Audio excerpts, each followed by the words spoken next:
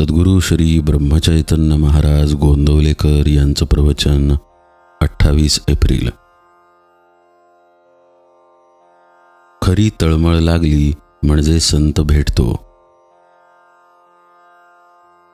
असंताची आवड नाहीशी होईल तेव्हाच संत हवासा वाटेल.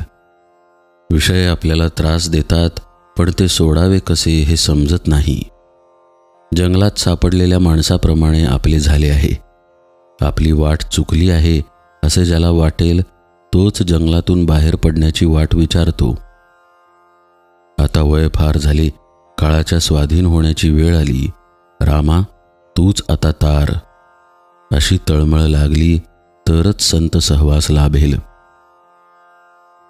सत्संगती हवी असे आपण म्हणतो खरे, पण वागतो मात्र असत. मग आपल्याला सत्संगती कशी मिळेल?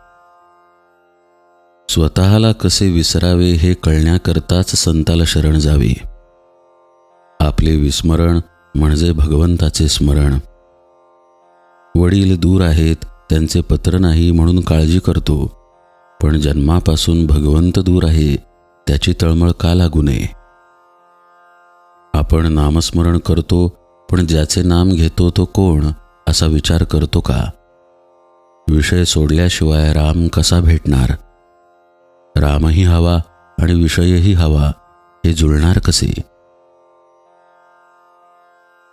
मला जोपर्यंत चिमटा घेतलेला कळतो तोपर्यंत कर्ममार्गानेच जाणे जरूर आहे. कर्ममार्ग सांभाळताना करता मी नव्हे ही भावना सांभाळणे जरूर आहे.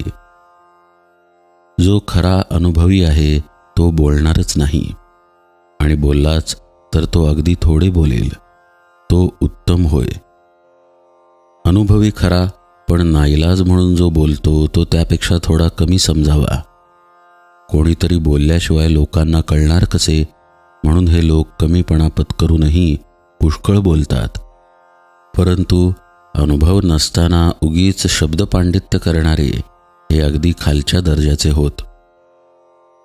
ज्याला अनुभव कमी त्याला शब्दपांडित्य फार असते. जो जगाला फसवणार नाही आणि स्वतःही फसणार नाही असाच मनुष्य जगाला मार्गाला लावू शकेल. कित्येक साधू दगड मारतात किंवा शिव्या देतात तरी लोक त्यांच्या मागे लागतात, कारण त्यांच्या शिव्या देखील आशीर्वादाप्रमाणे असतात. हे कित्येक लोकांच्या ध्यानी येत नाही. एखादा मुलगा बापाला म्हणू लागला की मी इतका जवळचा पण मला मिळतो मार, आणि तो लांबचा पोर त्याचे मात्र लाड. पण तो मारच आपल्या हितासाठी असतो हे त्याला नाही समजत. साधूच्या बोलण्यामध्ये किंवा मारण्यामध्ये सुद्धा दुष्टबुद्धी नसते. संत जे काही बोलतात ते जगाच्या कल्याणाकरताच असते. संत निस्वार्थी असतात. ते तळमळीने सांगतात. त्यावर आपण श्रद्धा ठेवली पाहिजे.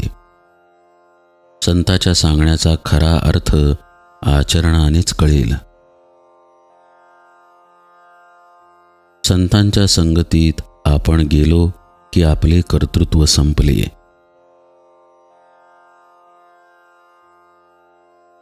जानकी जीवन स्मरण जय जय राम.